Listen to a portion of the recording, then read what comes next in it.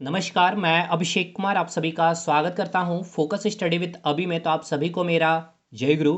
तो जेपीएससी के point of view से आज हम लोग एक इम्पॉर्टेंट टॉपिक डिस्कशन करेंगे जो आप इकोनॉमिक्स में भी पढ़ते हैं और आपका जेपीएससी के सिलेबस में मिसलेनियस पार्ट में पॉवर्टी भी दिया है, यानी कि गरीबी। तो उसमें भी आपको इस पार्ट को पढ़ना होता है। तो कहीं ना कहीं इस टॉपिक की बात की जाए तो काफ़ी इंपॉर्टेंट भी है, पीटी के पॉइंट ऑफ व्यू से भी, मेंस के पॉइंट ऑफ व्यू से भी। और देखिए, मेंस में भी आपको लॉरेंज कर्व या गिनी कोफिशिएंट को डिस्क्राइब करने पूछा जा सकता है, या फिर आपसे पूछा जा सकता है कि जो रिलेटिव पॉवर्टी है या फिर सापेक्ष निर्धनता जो है, गरीबी जो है, आप इसे डिफाइन करें Lorenz by the use of Lorenz curve या फिर by the use of Gini coefficient, या फिर आपको डायरेक्ट इंटरव्यू में पूछा जा सकता है। मतलब बहुत तरह के सवाल, पूरी की पूरी वीडियो देखिएगा, आप हर एक सवाल का जवाब दे पा रहे होंगे। लेकिन इससे पहले टेलीग्राम ग्रुप को जरूर से ज्वाइन कर लीजिएगा। पेपर 2 और पेपर 1 के लिए बहुत कुछ वहाँ पे मैंने प्रोवाइड किया हुआ है। लेकिन अगर ये कंटेंट और ये कंसेप्ट चीज़ों को आप समझ पा रहे होंगे तो ज़रूर से ज़रूर वीडियो को भी लाइक करिएगा। जो नए हैं चैनल को ज़रूर सब्सक्राइब करेंगे। चलिए स्टार्ट करते हैं लॉरेंज कर्व और गिनी कोफिशिएंट को। इससे पहले आपको दो टर्म को समझना होगा। जो दो टर्म्स है आपके पास, एक है एब्सोल्यूट पॉवर्टी यानी कि निरपेक्ष निर्धनता, और एक है आपकी रिलेटिव पॉवर्टी यानी कि सापेक्ष निर्धनता या फिर कहेंगे सापेक्ष गरीबी। देखिए, यहाँ एक वर्ड आ रहा है एब्सोल्यूट। एब्सोल्यूट का मतलब पहले आपको समझ जाना है, उसके बाद आप सारी की सारी बातें समझ जाएंगे और रिलेटिव के बारे भी आप समझ जाएंगे। एब्सोल्यूट कहने का मतलब क्या है? एब्सोल्यूट वैल्यू, यानी कि मैंने आपको बोल दिया है 10 रुपये, यानी कि मैंने बात की है एब्सोल्यूट की, यानी कि मैंने क्या बोला? Absolute 10 rupees. लेकिन मैं कह रहा हूँ कि आप उसके रिलेटिव या फिर कहेंगे आप उसके कंपैरिजन में आपके पास 5 रुपया अधिक होना चाहिए। यानी मैंने यहाँ क्या किया? कंपैरिजन किया है। या फिर मैंने बात किया एवरेज 5 रुपीज़, यानी कि कहीं औसत की बात हो रही है या फिर कंपैरिजन हो रहा है, तुलनात्मक हो रही है, यानी कि कहीं पर भी बातें तुलना हो रही है किसी एक दूसरे से, या कोई एक फिक्स नहीं, एक एवरेज वैल्यू आपको दी जाती है, तो वहां हम बोलते हैं रिलेटिव या फिर सापेक्ष। और कहीं एक फिक्स्ड बातें हो रही है, एक फिक्स नंबर बात हो रहा है वहां पे, तो उसे हम कहते हैं एब्सोल्यूट। ये पॉइंट क्लियर हो गया। अब आइए, जो एब्सोल्यूट पॉवर्टी है यानी कि जो निरपेक्ष निर्धनता या निरपेक्ष जो गरीबी है, ये कहाँ आपको देखने को मिलता है, या फिर कौन से देश जो है एब्सोल्यूट पॉवर्टी की बातें करती है और कौन से देश रिलेटिव पॉवर्टी यानी कि सापेक्ष निर्धनता की बात करती है। तो देखिए, जितने भी अंडर डेवलप्ड कंट्री है, यहां मैं लिख दे रहा हूं under developed country. Under developed country यानी कि इसे हिंदी में क्या कहेंगे? अल्प विकसित, ठीक है ना? अल्प विकसित देश जो है, या फिर आप बोल सकते हैं जितने भी डेवलपिंग, ध्यान से सुनना है, जितने भी डेवलपिंग नेशन है, यानी डेवलपिंग नेशन कहने का मतलब है कि जितने विकासशील देश हैं, वहां बात होती है एब्सोल्यूट निर्धनता की। अभी हम आएंगे कि एक फिक्स्ड जो एब्सोल्यूट है वो क्या है, उस पर भी आएंगे। पहले ये समझिए कि एब्सोल्यूट पॉवर्टी की बातें कहाँ होती है? जितने अनडेवलप्ड अंडर डेवलप्ड कंट्री है, जितने भी डेवलपिंग नेशन है। अब आपका इंडिया क्या है? आपका आपका इसी रीजन में आएगा, यानी कि अंडर डेवलप कंट्री है, या फिर बोल सकते हैं डेवलपिंग नेशन में इंडिया आता है। यानी कि इंडिया में जो गरीबी को हम लोग रिप्रेजेंट करते हैं एब्सोल्यूट पॉवर्टी के तहत रिप्रेजेंट करते हैं। लेकिन जो रिलेटिव पॉवर्टी है, जो सापेक्ष निर्धनता है, ये कहाँ यूज होता है? तो जितने भी डेवलप्ड कंट्री हैं, डेवलप्ड कंट्री मतलब जितने भी विकसित देश हैं, जैसे आपका यूएसए हो गया, ठीक है, आपका यूरोप हो गए, तो यहाँ पर जो गरीबी की बात होती है रिलेटिव पॉवर्टी की बात होती है, यानी कि सापेक्ष निर्धनता की बात होती है। यानी यहाँ पे क्या होगी? कंपैरिजन होगा, यहाँ पर क्या होगा? आपका तुलना होगा। लेकिन यहाँ एब्सोल्यूट में क्या बात होगी? एक फिक्स्ड वैल्यू दे दी जाएगी, एक फिक्स्ड वैल्यू की बात होगी। अब ये जो तुलना है और ये जो एब्सोल्यूट जो फिक्स मैं बातें कर रहा हूँ, ये क्या है और इसको हम गरीबी से कैसे जोड़ेंगे, इसको समझिएगा। अब जो आपका जितने भी अंडर डेवलप कंट्री हैं और जो डेवलपिंग नेशन है, अब उसको हम एग्जांपल के तहत इंडिया को लेकर चलते हैं एब्सोल्यूट पॉवर्टी को समझने के लिए, क्योंकि इंडिया जो है बात करती है एब्सोल्यूट पॉवर्टी को, ठीक है ना? एब्सोल्यूट पॉवर्टी को। और क्यों एब्सोल्यूट पॉवर्टी की बात करती है या फिर एब्सोल्यूट पॉवर्टी की डाटा रिलीज करती है, इसके पीछे भी रीजन को समझेंगे। तो हमने बोला कि जितने भी अंडर डेवलप कंट्री और डेवलपिंग नेशन है, वहाँ एब्सोल्यूट निर्धनता की बात होती है। मतलब ये कि जब भी हम एब्सोल्यूट पॉवर्टी की बात कर रहे होंगे तो यहाँ पर क्या होता है? यहाँ पर एक पॉवर्टी लाइन की बात होती है। यानी यहाँ मैंने कहा कि यहाँ एक पॉवर्टी लाइन, या फिर आप बोल सकते हैं कि एक रेखा खींच दी जाती है आपके लिए, कि आप इस रेखा से अगर आप नीचे हैं तो गरीब होंगे, और अगर आप इस रेखा से ऊपर हैं तो आप गरीब नहीं होंगे। तो अभी लेटेस्ट डाटा अगर 2024 में भी आप देख रहे हैं तो 2014-2015 के बाद से कोई डाटा चेंज नहीं हुआ। तो इंडिया में ये है कि अगर आपका 47 रुपये, ठीक है ना, पर व्यक्ति की बात हो रही है, एक व्यक्ति पर डे, अगर 47 रुपये पर डे, ठीक है ना, अगर कोई व्यक्ति, एक व्यक्ति जो है पर दिन, प्रत्येक दिन अगर वो 47 रुपये से ऊपर अगर खर्च कर रहा है तो वो गरीब नहीं होगा। लेकिन कोई एक व्यक्ति है जो एक दिन में 47 रुपये से नीचे खर्च कर रहा है तो वो व्यक्ति गरीब कहलाएगा। तो यहाँ मैंने एब्सोल्यूट का मतलब आपको क्या बोला था, एक फिक्स्ड वैल्यू आपको दे दी गई है 47 रुपीज़। इससे नीचे अगर आप खर्च कर रहे हैं, आपकी एक्सपेंडिचर पर डे एक व्यक्ति के अगर 47 रुपये से नीचे आप खर्च कर रहे हैं तो आप गरीब हैं। इंडिया की मैं बात कर रहा हूँ, या फिर अंडर डेवलप में जितने भी कंट्री आते हैं वहाँ पर एक पॉवर्टी लाइन दे दी गई है। मैंने इंडिया का एग्जांपल लिया, पॉवर्टी लाइन 47 रुपये। अब इससे ऊपर अगर आप पर डे एक व्यक्ति खर्च कर रहा है तो वो गरीब नहीं होगा। लेकिन जब हम बात करते हैं रिलेटिव पॉवर्टी की, तो अब रिलेटिव पॉवर्टी मैंने क्या कहा, जितने भी डेवलप कंट्री हैं जैसे कि यूएसए, यूरोप हो गए, तो अगर मैं यूएसए की बात करता हूँ या डेवलप कंट्री की मैं बात करता हूँ तो यहाँ पर बात हम लोग क्या करेंगे, रिलेटिव पॉवर्टी की बात करेंगे। ठीक है, यहाँ पर हम क्या करेंगे, रिलेटिव पॉवर्टी की बात करेंगे। देखिए, ये जो पॉवर्टी लाइन मतलब एक खींच दी गई है, मतलब कि एक व्यक्ति जो मिनिमम रिक्वायरमेंट है, यानी कि मिनिमम से मिनिमम जो उसके जीवन जीने की जो स्टैंडर्ड है, जो जीवन स्तर है, उतना जी ले। देखिए, मिनिमम स्टैंडर्ड ऑफ लिविंग के लिए हमें 5 मूलभूत इकाइयाँ दी गई है, हालांकि 3 है, रोटी, कपड़ा, मकान। लेकिन जब ह्यूमन राइट्स हमने पढ़ा या ह्यूमन राइट्स जब जब आपका जो 92वां अधिकार जब संस्था आई, तब 2 चीज़ को और इंक्लूड किया गया मूलभूत इकाई में। एक आपकी प्राथमिक शिक्षा और प्राथमिक चिकित्सा, यानी कि प्राइमरी एजुकेशन और प्राइमरी मेडिसिन, यानी कि रोटी, कपड़ा, मकान के साथ साथ आपको प्राइमरी चिकित्सा और प्राइमरी शिक्षा, ये 5 चीज़ें आपको मिलनी चाहिए कि एक न्यूनतम मिनिमम स्टैंडर्ड लिविंग अगर आपको जीना है तो। लेकिन यहाँ पर हम जो बात कर रहे हैं 47 रुपीज़ पर डे खर्च करने की बात, यहाँ पे आपको प्राइमरी शिक्षा नहीं भी मिल रही, मतलब मिनिमम से मिनिमम खाने के लिए या रहने के लिए चीज़ें मिल जा रही है। 47 रुपीज़ अगर आप पर डे खर्च कर रहे हैं तो इसका मतलब क्या है, आप कितना आपके पास चीज़ें होंगी, क्या आप प्राइमरी शिक्षा भी ले पा रहे होंगे, नहीं ले पा रहे होंगे, या प्राइमरी चिकित्सा भी ले पा रहे होंगे, नहीं। लेकिन यहाँ पर जो एब्सोल्यूट पॉवर्टी की जो बात हो रही है, यानी कि एक व्यक्ति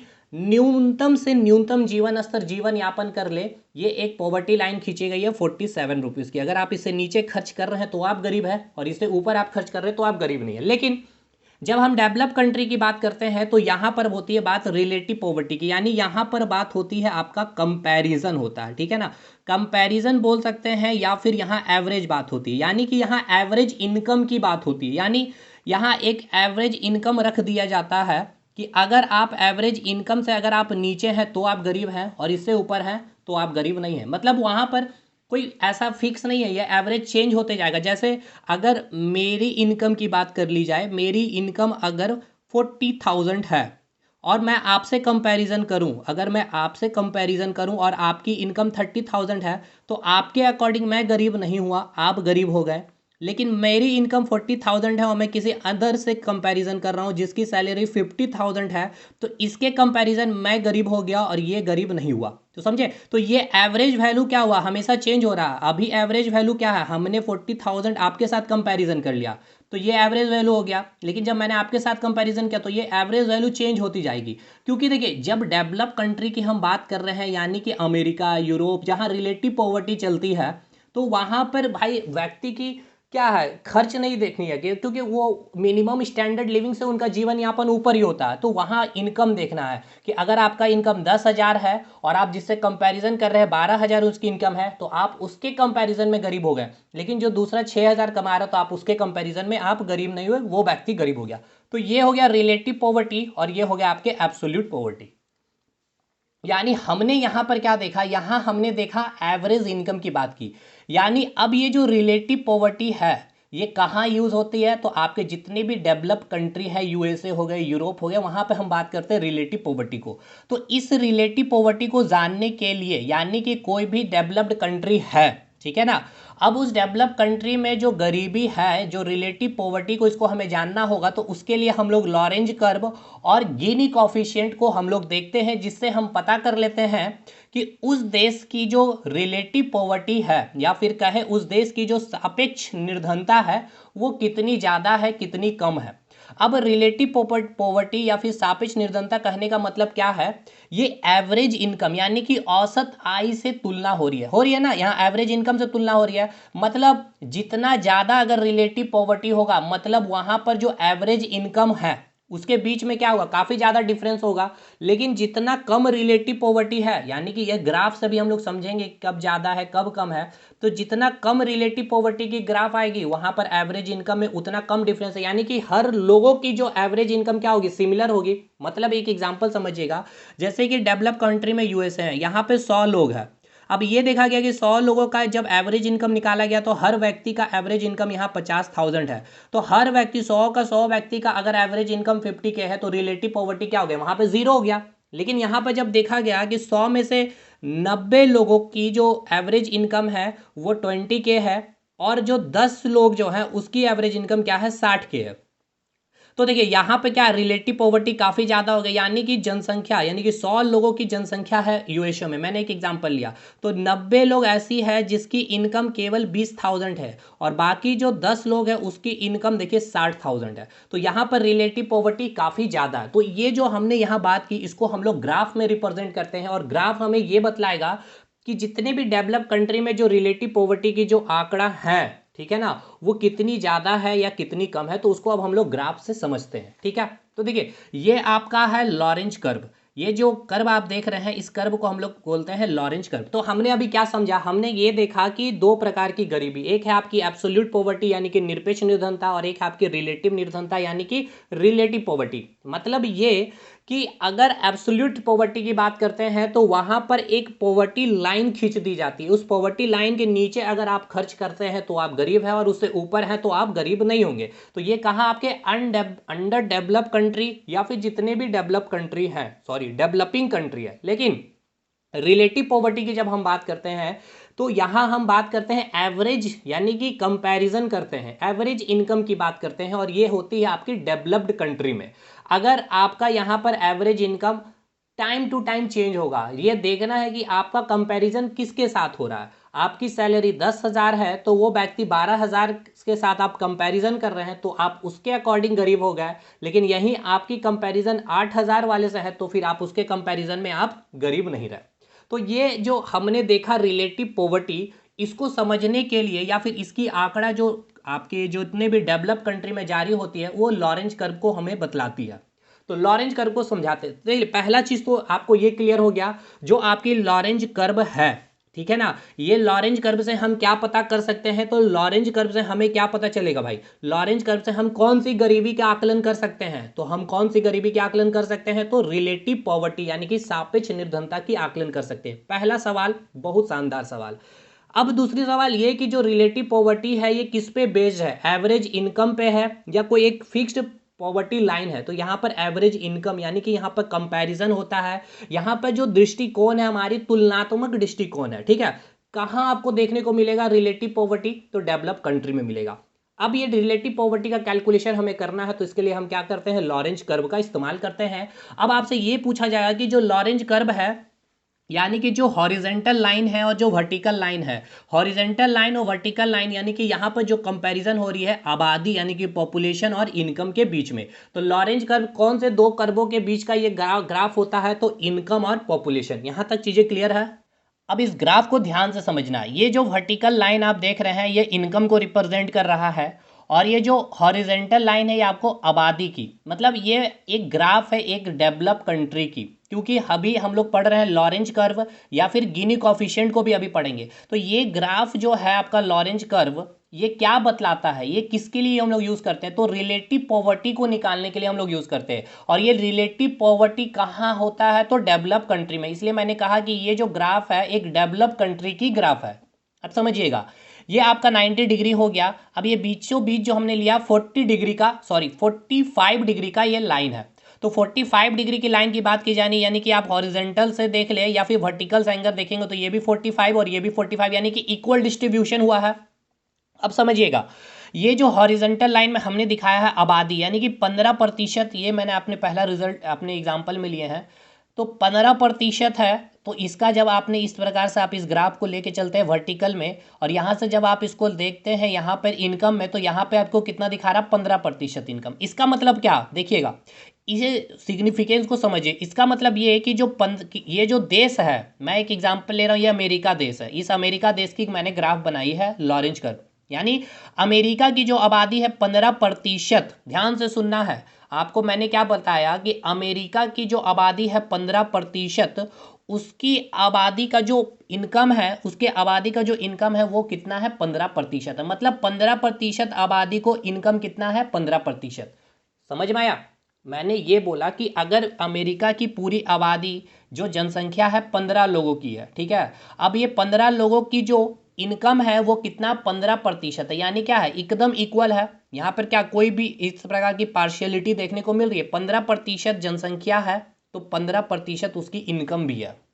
मतलब 15% अगर आबादी है, ठीक है, उस देश की, यानी अमेरिका देश की जो आबादी 15% है, तो अमेरिका देश की जो आबादी की 15% है, उसकी जो आय है यानी कि जो इनकम है वो कितनी है? 15% है। उसी प्रकार अब ये दूसरा मैं ग्राफ ले रहा हूँ इसको हटा के, कि ये जो अमेरिका है इसकी जो आबादी है 30%, ठीक है ना, तो 30% आबादी को उस देश की, देखिए उस देश की कितना मिल रहा है? इनकम 30% मिल रहा है। समझ में आया? अब यहाँ पे आइए 45%। 45% जो अमेरिका की जो आबादी है उसकी जो इनकम है, यानी कि 45%, यानी कि 45 लोगों की जो लोग जो हैं, यानी आबादी जो है उसकी इनकम कितना है? 45 है, यानी इक्वल है। देखिए जो इनकम का जो डिस्ट्रीब्यूशन है वो बिल्कुल इक्वल अभी हो रहा है। आपको समझ में आ रहा है कि नहीं? अब जैसे कि मैंने आबादी लिया 50%, यानी कि कोई एक देश है, इसका ये ग्राफ है, ठीक है, ये वाली ग्राफ है 50%, यानी कि 50% जो उस देश की आबादी है उसकी इनकम कितना है? उस देश की आय का 50% है। तो ये जो आपने देख रहे हैं, यानी 60% में गया तो इसकी इनकम उस देश के 60% के बराबर हो गए। 75% की जो आबादी है उस देश की 75% इनकम के बराबर मिल रही है। मतलब यहाँ ये कि जितनी जनसंख्या है उस देश की उतना ही आय का वितरण हो रहा है। यानी यहाँ पर अब क्या बतलाइएगा, तो यहाँ पर क्या गरीबी होगा? यहाँ पर गरीबी जीरो है, क्योंकि 15 लोग हैं, 15 लोगों की जो इनकम है वो भी 15% है, यानी कि सब लोगों की जो इनकम है वो एकदम बराबर है। 30% आबादी है तो 30 की आबादी की जो इनकम है वो 30%, यानी कि इनकम 30 की बराबरी है। तो यहाँ पर तो गरीबी की कोई सवाल उत्पन्न ही नहीं होती है। तो ये जो केस है आपका आइडियल लॉरेंज कर्व, यानी कि इसको हम बोलते हैं आदर्श लॉरेंज चक्र। अब यहाँ आइडियल की बात हो रही है, तो क्या आइडियल नेचर में एग्जिस्ट करता है? क्या आइडियल कुछ भी चीज़ है? कुछ ना कुछ तो एब होता है। इसलिए ये ग्राफ कभी भी देखने को नहीं मिलेगा कोई भी कंट्री का।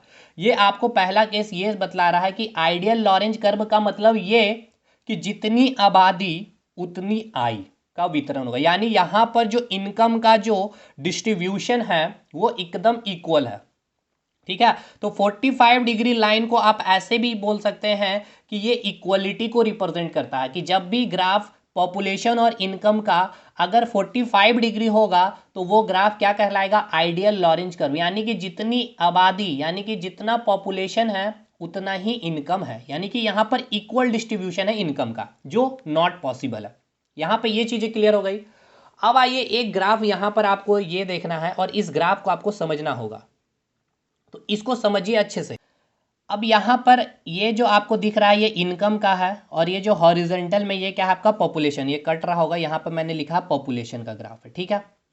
तो ये जो आप लाइन देख रहे हैं 45 डिग्री की लाइन है, ये क्या केस है? आइडियल लॉरेंज कर्व की केस है। यानी कि जितनी आबादी होगी उतनी ही आय का वितरण होगा, लेकिन वो किसी भी देश में पॉसिबल है नहीं। ऐसा क्या पॉसिबल है? नहीं है।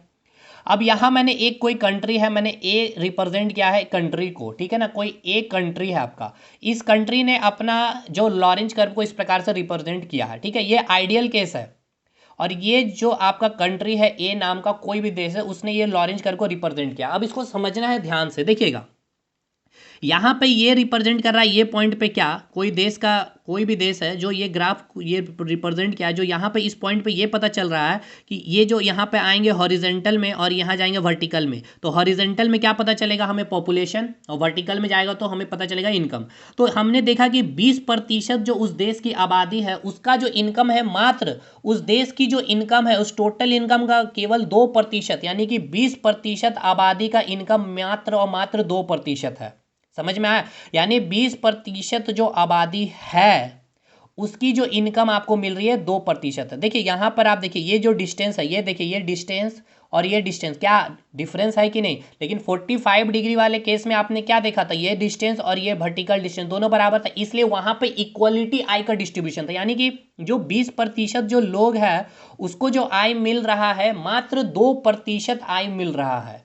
अब यहाँ पर इस ग्राफ को समझिएगा, इस पॉइंट पे अगर हम जब देखते हैं तो ये टोटल 90% आबादी को रिप्रेजेंट कर रहा, यानी, और यहाँ पर इसकी आय जो दिख रही है 10%, मतलब ये कि जो देश है उस देश का 90% जो आबादी है उसकी जो इनकम है मात्र 10% है। बाकी की जो बची हुई इनकम है, यानी कि जो 90% है वो कौन ले रहा है, जो बचा हुआ 10% लोग हैं। मतलब इसको ऐसे समझिएगा, जो कोई एक कंट्री है ए, उसमें जो जनसंख्या है 100 लोग रहते हैं, 100 में से 90 लोग जो हैं जिसकी जो इनकम है मात्र 10 रुपए है, और बाकी बचे जो 10 लोग हैं उसकी इनकम कितनी है, 90 रुपए। तो यहाँ पर क्या है, असमानता, इनकम में असमानता है ना, क्योंकि 90 लोगों की इनकम केवल 10 रुपए है, लेकिन बाकी जो 10 लोग बचे हैं उसकी इनकम कितनी है, 90 रुपए है।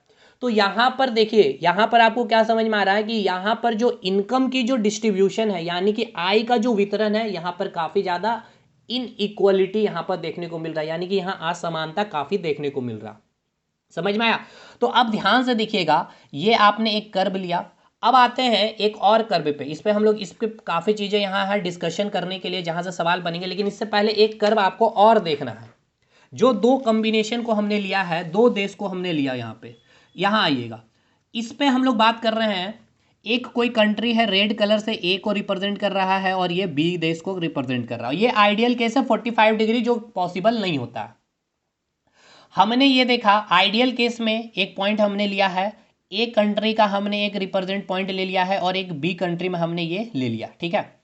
अब यहाँ से जब वर्टिकल लाइन जब हम इसको खींचेंगे तो यहाँ पे जो दिखाएगा, ये क्या दिखाएगा, पॉपुलेशन को दिखलाएगा, हाँ। और जब हम इधर जाएंगे हॉरिजॉन्टल में, यानी वर्टिकल लाइन में जब जाएंगे तो ये किसको रिप्रेजेंट करेगा, इनकम को रिप्रेजेंट करेगा, यही करेगा। तो सबसे पहले इस केस में देखना है, यानी कि 45 डिग्री लाइन की हम बात कर रहे हैं, ठीक है ना, 45 डिग्री लाइन में, यानी इस पॉइंट की हम बात कर रहे हैं। इस पॉइंट यानी कि जो लॉरेंज कर्व L1 है, ठीक है, ये लॉरेंज कर्व L2 है और ये लॉरेंज कर्व L3 है, यानी कि ये जो कर्व है लॉरेंज कर्व का, ये आइडियल केस है जो किसी देश का होगा नहीं। L2 Lorentz curve a country का है, L3 जो लॉरेंज कर्व है ये बी कंट्री का है। तो सबसे पहले इसका देखते हैं, इसका मतलब ये कि जो 50% जो आबादी है उसकी जो इनकम है 50%, यानी कि जो इनकम है और आबादी है वो क्या, इक्वल है, यानी इक्वल डिस्ट्रीब्यूशन है। तो भाई ये पॉसिबल नहीं होता, ये आइडियल केस है। अब आइए जो ए कंट्री है उसका लॉरेंज कर्व हम देखें तो ये आएंगे नीचे, तो कितना 50% में आए। तो अब हम 50% में ये देख रहे हैं, जब इनकम में गए तो यानी कि 50% जो ए कंट्री का है उसकी जो इनकम है मात्र और मात्र 20% है, ठीक है। अब आइए बी कंट्री में, इसके लॉरेंज L3 पे जब इस पॉइंट में देखें तो बी कंट्री का जो 50% जो आबादी है उसकी इनकम और भी घट गई 10%, यानी आय का डिस्ट्रीब्यूशन देखिए धीरे धीरे नीचे हम जैसे जा रहे हैं, यानी कि आपका ग्राफ जितना बेंड हो रहा है, या फिर आप ऐसे बोल सकते हैं कि ये जो आदर्श लॉरेंज जो वक्र है, या बोल सकते हैं आइडियल लॉरेंज जो आपका कर्व है, इससे आप जितना दूर जाएंगे या फिर कर्व जितना ज़्यादा बेंड होगा, रिलेटिव पॉवर्टी उतनी ज़्यादा बढ़ेगी, या फिर इनकम में डिस्ट्रीब्यूशन उतना ही ज़्यादा असमानता आपको देखने को मिलेगा। समझ में आया कि नहीं? क्यों? जब हमने आइडियल केस में देखा तो 50%, यानी कि 50 लोगों को इनकम कितना मिला, 50 रुपया, लेकिन वही ए कंट्री में उसी 50 लोगों को जो इनकम मिल रहा है मात्र 20 रुपए मिल रहा। और फिर वही बी कंट्री में हमने देखा कि 50 लोगों की इनकम मात्र 10 रुपए, यानी कि जो बचा हुआ आधा जो 50 लोग है उसकी इनकम कितना हो गया, 90 रुपए। बी कंट्री में, ए कंट्री में जो बचा 50 लोग है उसकी बची हुई 50 लोगों की इनकम कितनी हो गई, 80 रुपए। तो यहाँ पर क्या है देखिए, जैसे जैसे हम बेंड कर रहे हैं कर्व को, या फिर इस आदर्श जो लॉरेंज कर्व है, चक्र, इसे हम जैसे जैसे दूर जा रहे हैं तो आय का वितरण भी क्या हो रहा है, असमानता इसमें बढ़ती जा रही है, यानी कि रिलेटिव पॉवर्टी उतनी ज़्यादा बढ़ती जा रही है। क्लियर हुआ? तो यहाँ पर वही चीज़ यहाँ लिखा गया है। ये सब सवाल आपके, आप जब स्टेटमेंट बेस्ड के क्वेश्चन उठाएंगे यूपीएससी के तो आपको क्लियर होगा। मैंने लिखा है मोर बेंड, ठीक है ना, जितना ज़्यादा बेंड होगा या आइडियल लॉरेंज कर्व से हम जितना ज़्यादा दूर जाएंगे तो हाई या फिर अधिक या मोर आपकी इनइक्वालिटी, किस में, इनकम में, मोर इनकम इनइक्वालिटी, ठीक है ना, मोर इनकम इनइक्वालिटी होगी। देखिए जैसे जैसे लॉरेंज कर्व से दूर चले गए या फिर जितना ज़्यादा आपका बेंड हुआ, देखिए इतने लोग हैं, इसकी इनकम इतनी है। अब बी कंट्री में थोड़ा सा बढ़ा है, लेकिन अब जो आइडियल केस में देखिए दोनों इक्वल हो गया। तो जैसे जैसे हम दूर जा रहे हैं, देखिए दूर जा रहे हैं, असमानता क्या हो रही है, बढ़ती जा रही है, जा रही है ना, बढ़ती जा रही है। इतने लोग इतना ही इनकम है, ठीक है। अब इतना लोग है बी, एक कंट्री में इतना ही इनकम है, लेकिन बी कंट्री में इतने लोग को इतना ही इनकम, और आइडियल केस में जितना लोग उतना ही इनकम है। तो जैसे जैसे लॉरेंज कर्व से दूर जा रहे हैं तो इनकम जो उनकी जो आय है, यानी उनकी जो सैलरी है, ऐसे समझिए, वो क्या हो रही है, उतना असमानता उन्हें देखने को मिल रही है। तो ये जो आपने ग्राफ आपने देखा, यानी कि 90% जो आबादी है उसकी जो इनकम है जो देश की, उसकी मात्र 10% है। यानी कि ये इंडिया का भी अभी यही हाल है कि 90% जो जनसंख्या है उसकी जो इनकम है 10% है, जितने भी बचे 10% लोग हैं उसकी इनकम के बराबर, मतलब 90% लोग जितने मिल करके कमाई करते हैं, ठीक है ना, उतना कमाई केवल 10% लोग ही कर ले रहे हैं। यही हाल इंडिया की है। इसीलिए इंडिया में लॉरेंज कर्व या फिर रिलेटिव पॉवर्टी को नहीं दिखाया जाता है, क्योंकि अगर ये दिखाया जाए तो देखिए एक छवि खराब होगी, या फिर बोला जाए कि जितने भी अंडर डेवलप कंट्री है वहां पर ये ग्राफ को यूज नहीं किया जाता है, ठीक है। क्योंकि 90% जब आप कहेंगे कि आपका देश जो है, देश की जो आबादी, उस देश की आबादी का 90% लोग की जो इनकम है उस देश की मात्र 10% है, यानी बचा हुआ जो 10% जो कॉरपोरेट लोग जो हैं उसकी इनकम के बराबर हम 90% लोग मिल के कमा रहे हैं। तो ये थोड़ी सी खराब, इसलिए हम लोग क्या रिप्रेजेंट करते हैं, हम लोग रिप्रेजेंट करते हैं एब्सोल्यूट पॉवर्टी की, यानी कि हम लोग बात करते हैं पॉवर्टी लाइन की, यानी कि अंडर डेवलप और डेवलपिंग नेशन में बात होती है पॉवर्टी लाइन की, यानी एब्सोल्यूट पॉवर्टी की, यानी कि यहाँ एक फिक्स वैल्यू है 47 रुपीज़ से नीचे अगर आप एक दिन में खर्च कर रहे हैं तो आप गरीब होंगे, अदरवाइज आप गरीब नहीं होंगे, ठीक है। और अमेरिकी, जितना अमेरिका हो गया, यूरोप यानी चाइना, ये सब क्या है आपका डेवलप कंट्री है, तो वहाँ पर मिनिमम स्टैंडर्ड लिविंग जीना नहीं है, उनका स्टैंडर्ड ऑफ लिविंग वैसे ही है, वहाँ पर कंपैरिजन किया जाता है, इसलिए वहाँ यूज होता है आपका लॉरेंज कर्व। अब आइए सवाल कैसे कैसे बनेंगे। यहाँ आपको देखना है कि जितना ज़्यादा बेंड होगा आइडियल लॉरेंज कर्व से, आप जितना ज़्यादा दूर जाएंगे आपकी जो इनकम में इनइक्वालिटी उतनी ही ज़्यादा होगी, ठीक है। और यहाँ पे आपकी रिलेटिव पॉवर्टी भी क्या होगी, सापेक्ष निर्धनता भी बढ़ती जाएगी, ठीक है। ये चीज़ें क्लियर हो गई। तो यहाँ एक लाइन लिखा हुआ है, लॉरेंज कर्व से आप क्या निकाल सकते हैं, रिलेटिव पॉवर्टी निकाल सकते हैं, यानी कि आपका जो लॉरेंज कर्व है ये किसके बारे में, कौन सी गरीबी को डिफाइन करेगा या किसका आकलन हम लोग करते हैं लॉरेंज कर्व से, तो रिलेटिव पॉवर्टी, या हिंदी में हम इसे कहेंगे सापेक्ष निर्धनता की आकलन कर सकते हैं, ठीक है। तो अब बतलाइए आपका लॉरेंज जो कर्व है ये क्लियर हुआ या नहीं हुआ। एक बार फटाफट हम लोग रिवाइज करते हैं लॉरेंज कर्व। लॉरेंज कर्व से पहले हमने सीखा एब्सोल्यूट और एक है आपका रिलेटिव पॉवर्टी।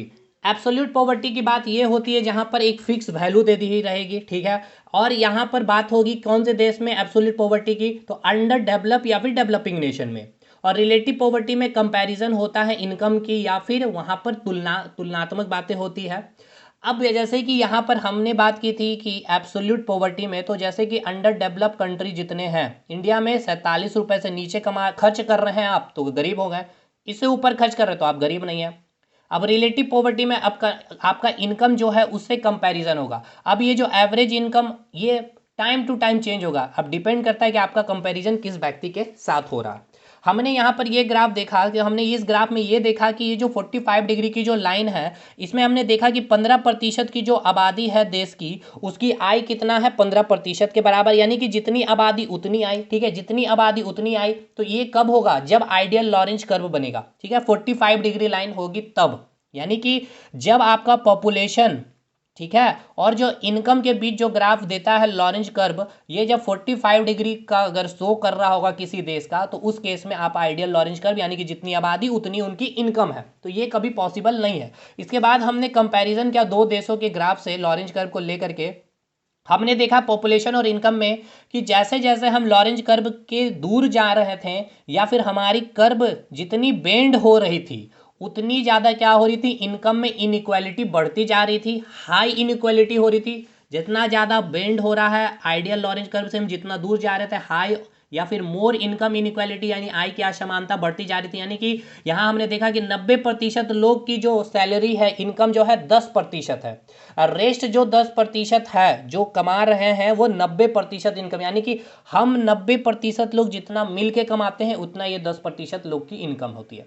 तो यहाँ पे क्या इनकम में काफ़ी ज़्यादा क्या है, असमानता है, इनइक्वालिटी है। तो जितनी ज़्यादा कर्व बैंड होगी उतनी ज़्यादा इनकम में इनइक्वालिटी होगी, और रिलेटिव पॉवर्टी उतनी ही ज़्यादा होगी। और ये कहाँ ये यूज़ होगा, जितने भी डेवलप्ड कंट्री है। लॉरेंज कर्व से हम क्या निकाल सकते हैं, आकलन कर सकते हैं, तो रिलेटिव पॉवर्टी को हम लोग निकाल सकते हैं। अब बात करेंगे हम लोग गिनी कॉफिशिएंट की। देखिए गिनी जो गुणांक है, ये भी आपको एक ग्राफ, यहाँ पे देखिए ग्राफ नहीं होता, यहाँ पे नंबर एक्चुअली यूज़ करते हैं। यहाँ मैं लिख दे रहा हूँ, संख्या से रिप्रेजेंट किया जाता है इसको। यानी कि जो आपने जो रिलेटिव, आपने जो पॉवर्टी को देखा, यानी आपने जो लॉरेंज कर्व से निकाला, यहाँ हम लोग गिनी कॉफिशिएंट से भी रिलेटिव पॉवर्टी की ही बात करते हैं। रिलेटिव पॉवर्टी यानी कि सापेक्ष निर्धनता की ही आकलन करते हैं। अब यहाँ पर जो बात होती है केवल नंबर की, नंबर में एक आपका 0 होगा और एक 1 होगा। मतलब जब ये ग्राफ में जब हम कैलकुलेशन करेंगे, अगर वैल्यू 0 आ गया तो वहाँ पर क्या है, फुल इक्वलिटी है। मतलब आई में क्या है, बिल्कुल समानता है। यानी कि 45 डिग्री वाली जो लाइन थी लॉरेंज कर्व में, वो वाला केस हो गया। यानी कि जितनी आबादी उतनी इनकम है। और अगर वैल्यू 1 आ गया आपका, तो वहाँ फुल इनइक्वालिटी है। मतलब वही 90% वाला केस हो गया आपका।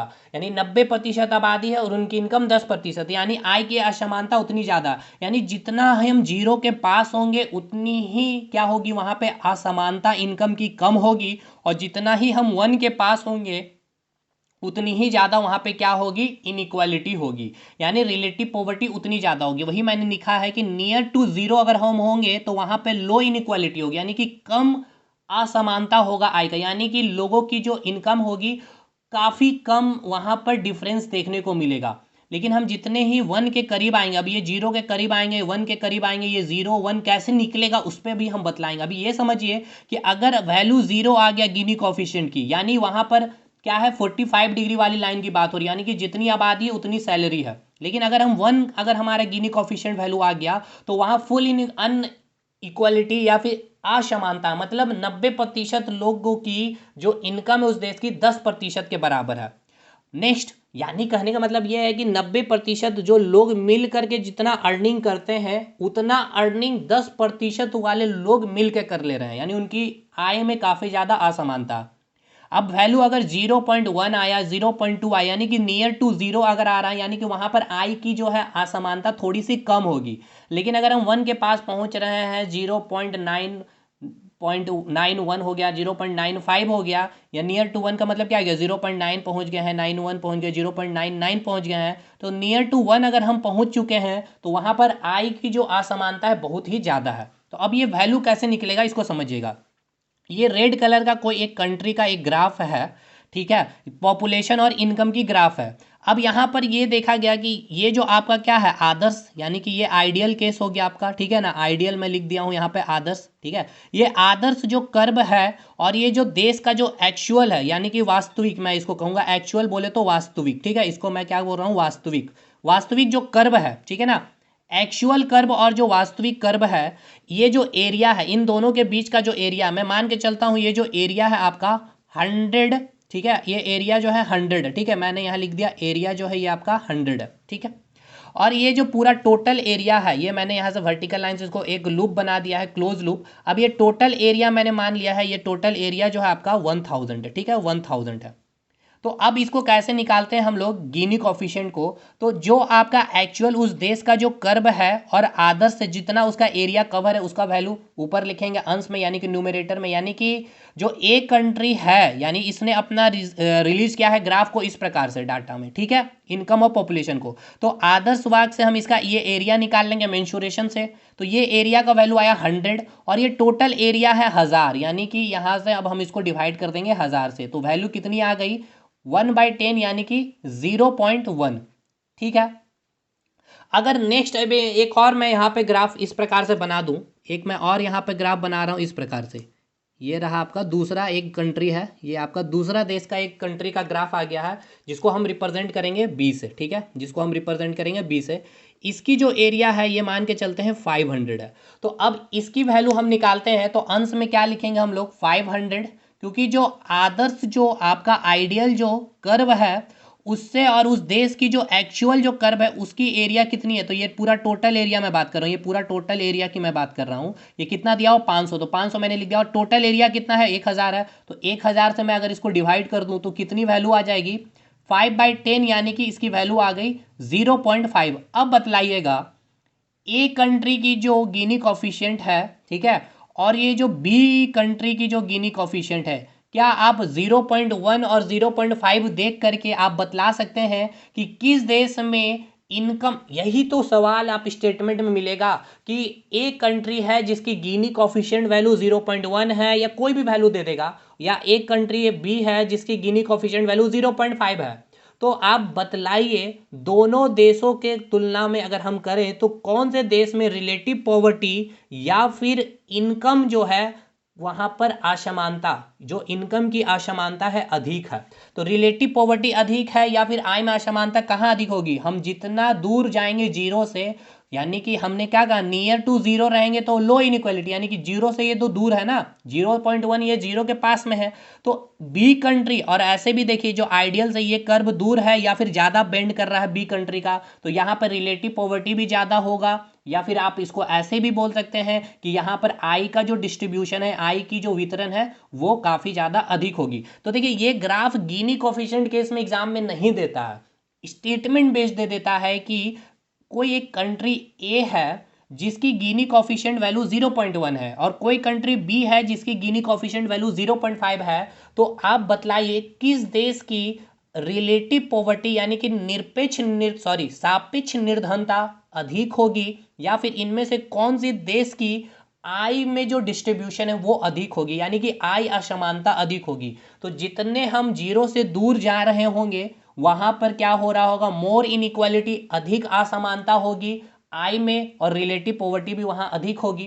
तो बी जो कंट्री होगा उसकी जो रिलेटिव पॉवर्टी है यानी कि सापेक्ष निर्धनता जो है वो अधिक होगी, और वहां पर आय का जो वितरण होगा वो भी काफी ज्यादा होगा। तो गिनी कोफिशिएंट समझ में आ गया, लॉरेंज कर्व समझ में आ गया, कैसे निकालेंगे, जो आपका आइडियल जो कर्व है और उस देश की जो कर्व है उसकी जो एरिया आई, उसकी एरिया गिवन है और टोटल एरिया से हमने डिवाइड किया जो वैल्यू आएगा, क्योंकि देखिए ऊपर आपका वैल्यू क्या होगा हमेशा कम ही रहेगा टोटल एरिया से, इसलिए जो भी वैल्यू आएगी 0 पॉइंट समथिंग आएगी। और अगर अब जो मैं ग्राफ आपको दे रहा हूं कि अब ये जो ग्राफ कोई एक कंट्री है इसकी ग्राफ इस प्रकार से आ गई, ये कोई सी को रिप्रेजेंट कर रहा है, ये कोई कंट्री इसकी ग्राफ ये है, यानी क्या, यानी कि ये आदर्श से ये टोटल, ये आदर्श से और उस देश की कंट्री के एरिया कितनी हो गई, ये पूरा का पूरा 1000 हो गया, ठीक है। मैं गिनी कोफिशिएंट अगर निकालूं तो यहाँ से ये इस कंट्री की कितनी एरिया आ गया 1000 हो गया है, और टोटल एरिया कितनी है 1000 हो गया, यानी इसको सॉल्व करने के बाद कितना आया गिनी कोफिशिएंट 1,